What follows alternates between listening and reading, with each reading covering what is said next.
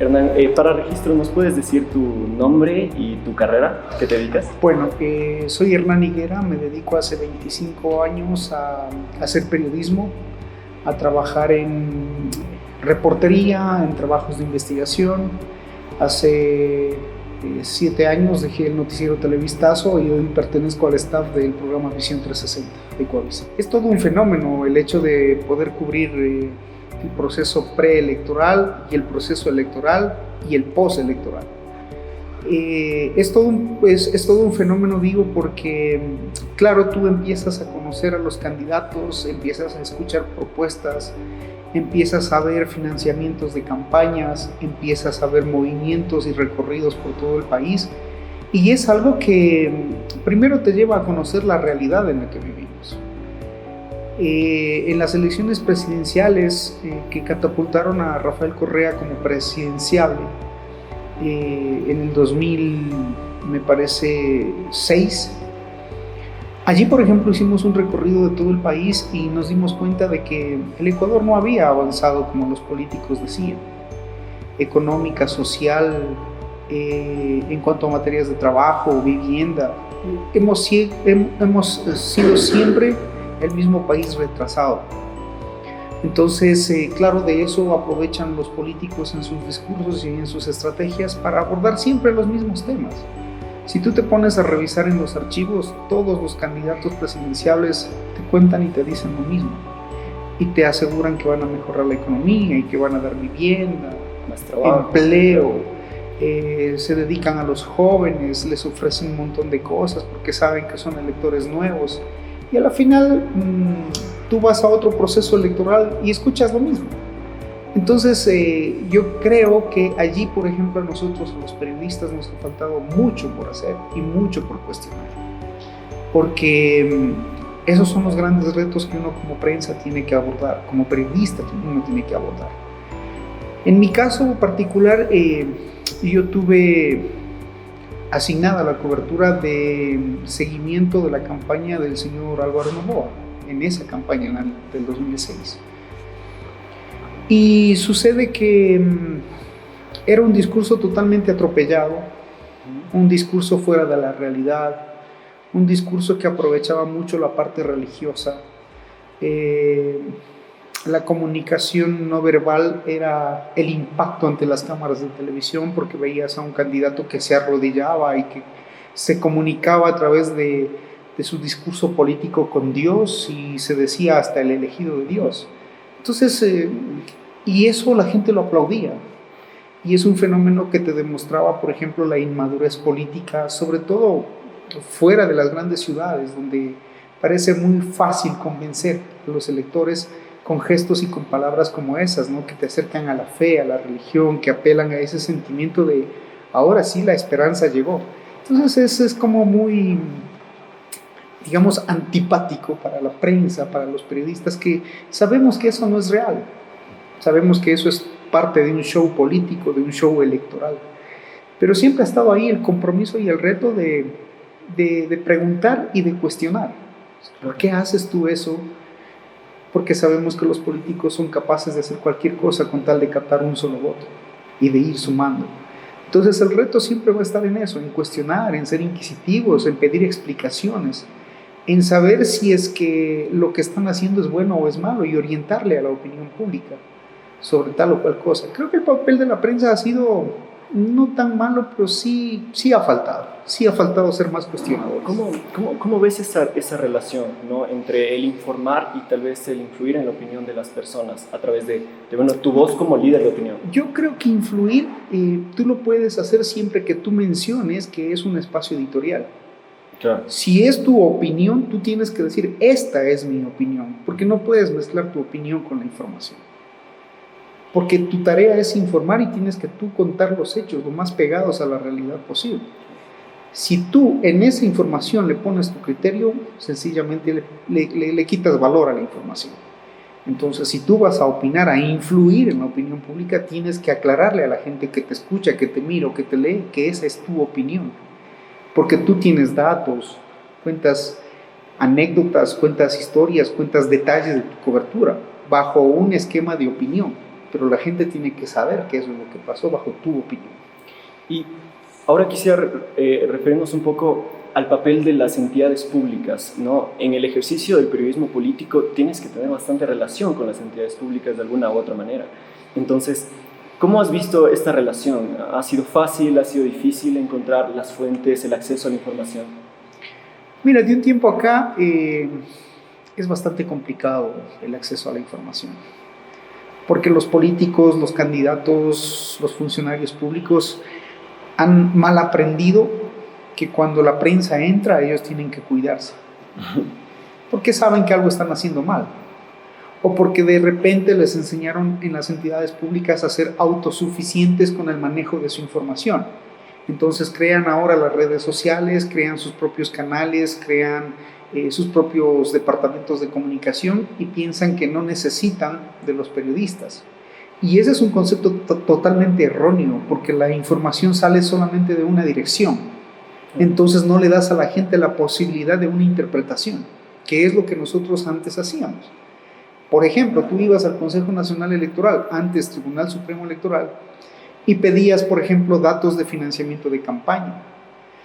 Pedías, por ejemplo, la historia de los partidos políticos. O pedías cualquier otro dato y ellos te asignaban o te designaban a alguien para que te acompañe en los archivos, para que tú busques la información. Hoy no. Hoy ellos escogen qué difundir. Y lastimosamente eso es lo que se está dando hoy, ¿no? Cómo ha cambiado la forma de comunicar desde las instituciones públicas y hacen todo por cuidarse. Tú dices, y mira que no es por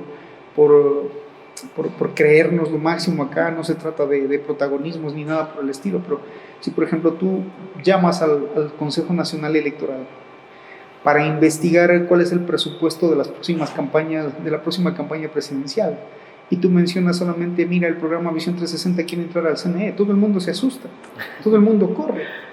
Claro. Y no porque sea el programa Visión 360, puede ser el Telégrafo, el Universo, el Comercio, puede ser Vistazo, puede ser cualquier medio de comunicación, pero se asustan.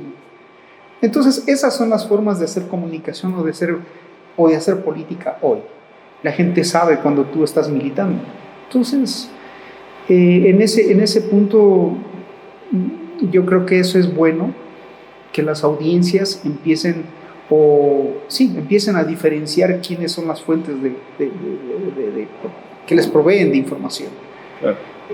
Si tú quieres, por ejemplo, un programa de investigación, tú sabes a quién llamar, a quién sintonizar, dónde escuchar, en redes sociales, dónde meterse. Si tú quieres un programa de opinión pública, tú sabes qué radio sintonizar, qué editoriales leer. O sea, claro. Eso es de un ciudadano que sabe disgregar en dónde informarse. Entonces, si hay discriminación, si hay críticas a las formas de hacer periodismo, yo creo que son, digamos, hasta cierto punto acertadas, pero con la diferencia de que la gente y las audiencias sí saben separar lo uno de lo otro. Diferenciarlos. Y bueno, quisiera que nos hables un poco más ahora sobre tu experiencia, ¿no?, en haciendo periodismo político. En base a todo lo que llevas, todo el trabajo que has llevado a cabo, ¿por qué consideras que es muy importante el periodismo político? Porque tú puedes encontrar la información que la gente necesita, que tú puedes alertar de las cosas que están pasando, porque tú puedes, con la información que conoces y que la puedes difundir, ayudarle a la gente a que tome las decisiones, porque para los políticos no debe ser fácil, no debe resultarles fácil hacer de la política un negocio, hacer de los contratos del Estado que pasan por decisiones políticas sus fuentes de enriquecimiento ilícito. Por eso es importante que los periodistas estemos en las coberturas precisamente de importancia política, porque los asambleístas no tienen el derecho de quitarles sus salarios a sus trabajadores. Y ahí estamos los periodistas para alertar de lo que está pasando. Ahí está la importancia de cubrir hechos políticos. Las reformas a las leyes, los decretos que están por salir, las decisiones en política económica. Es decir, nosotros tenemos la fortuna que no se ha podido erradicar ni con las redes sociales, y es el hecho de podernos enterar antes que el resto de ciudadanos de las decisiones que se van a tomar, y por eso tenemos la capacidad de difundirlas masivamente para que la gente pueda tomar sus decisiones. Esa es la importancia. ¿Qué consejo le darías a los futuros periodistas que se están preparando y que les interesa hacer periodismo político? Lo que les puedo decir es que no se dediquen a la tarea fácil, que no sean cajas de resonancia de los políticos. Uno tiene que ser cuestionador, uno tiene que estar más informado que incluso los propios políticos. Y eso lo logras con un elemento muy importante, que es el hacer fuentes, el rodearte de fuentes de toda índole, de contactos, de gente que te mantenga informado y bien informado, no gente que se preste para el juego político, porque de eso también hay que cuidarse. Entonces, hay que ser inquisitivos, hay que ser cuestionadores. Ahora se viene una campaña política y ya estamos escuchando ahí algunos nombres repetidos. Hay otros que se han lanzado a candidatos presidenciales como si fuera un concurso de belleza. Y yo ya los escucho en las radios, ya los veo en los periódicos, ya los veo en los canales de televisión. Pero nadie, periodísticamente hablando, nadie les cuestiona, por ejemplo, de dónde van a sacar la plata para hacer una campaña presidencial. Ahí hay un señor que dice que era periodista en un medio público antes, ahora ya es candidato a la presidencia. Yo quiero saber quién le va a financiar su campaña, por ejemplo. Porque ser candidato a la presidencia no es cualquier cosa. Implica movilización, hospedaje, implica logística, mover gente, mover buses. ¿Cómo lo van a hacer? ¿Van a volver a utilizar a la gente como lo han hecho siempre? Entonces la gente también tiene que despertar, tiene que empezar a cuestionar. Los ciudadanos tenemos que empezar a cuestionar de dónde sacaron la plata, porque tú ves, en las experiencias anteriores, en todas o en casi todas, cuando ya están en el ejercicio del poder, saltan los escándalos del financiamiento de las campañas electorales, que te ha financiado la guerrilla, que las FARC han mandado no sé cuántos millones de dólares, que el narcotráfico, que los banqueros, que los no sé quién. Entonces, para evitarnos esos problemas, allí está el papel de los periodistas, de los jóvenes periodistas. Hay que ir a cuestionar, hay que ir a averiguar. En el Consejo Nacional Electoral tienen los partidos políticos y los candidatos la obligación de presentar sus planes de gobierno y además el financiamiento de sus campañas. Creo que ya ha pasado mucho tiempo en el que al país le han visto la cara los políticos.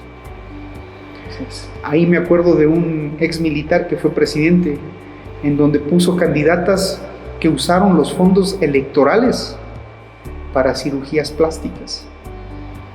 Y eso nunca se ha cuestionado. Entonces, mira, ahí hay cosas que, por ejemplo, los periodistas no podemos dejar pasar. Que los periodistas tenemos que decirle al país, esto es la política ecuatoriana y tiene que cambiar. Y que los futuros candidatos, en cualquier elección, sean presidenciales o sean seccionales, sepan que no es fácil lanzarse porque se van a enfrentar primero a un periodismo inquisitivo y cuestionador. Listo. Muchas gracias por tu tiempo y esta entrevista. No, a ustedes, gracias.